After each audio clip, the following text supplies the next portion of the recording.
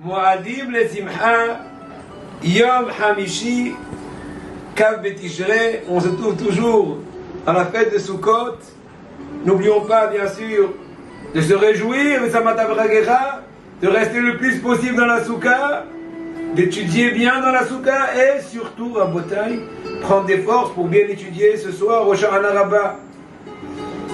C'est marqué dans les Mekoubalim qu'au Sha'ana Rabbah, c'est Otam Apnimi. Ça veut dire que c'est le saut intérieur, c'est le saut des sauts, c'est la dernière décision. Mais elle est de bonnes décisions pour tous. On souhaite l'un à l'autre, Pit Katava, que tu as un beau mot, un bon papier, un bon verdict, Be'ezrat Hashem, d'accord, pour tous, Kani Ratzon.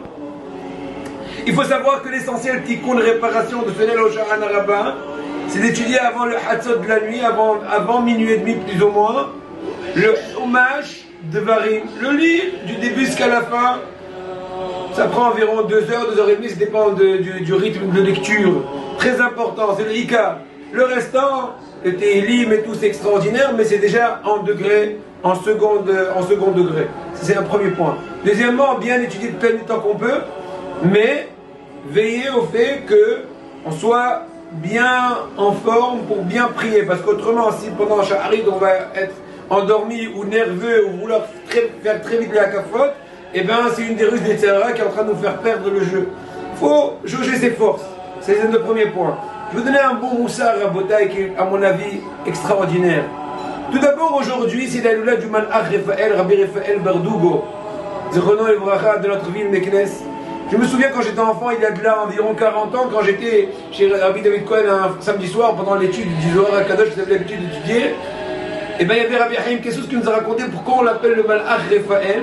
Parce qu'il y avait un individu à Meknes qui avait une question très difficile en Limoud, il a fait Ta'anit à l'homme, il a jeûné, il a demandé que dans le rêve on nous donne la réponse. Ils lui ont donné, il me semble, 7 ou 11 réponses. Le lendemain, il est couru chez le Gaon de la ville, Rabbi Raphaël Berdugo, et pour lui dire en fait les réponses. Le Gaon lui a dit voilà la première, la deuxième. Je lui ai dit comment tu sais? Tu es comme un ange. Moi j'ai dû faire des jeûnes. Depuis ce jour-là, on l'appelait le Malach Raphaël, surtout de Ganalen, où il y a encore beaucoup d'histoires sur lui. Mais en tout cas, un moussa. Une fois, ça fait environ 20 ans, quand j'étais à la Yeshiva, un peu plus en fait, peut-être 25 ans, avec mon ami, la veille de Rosh Hashanah, on était en train d'étudier.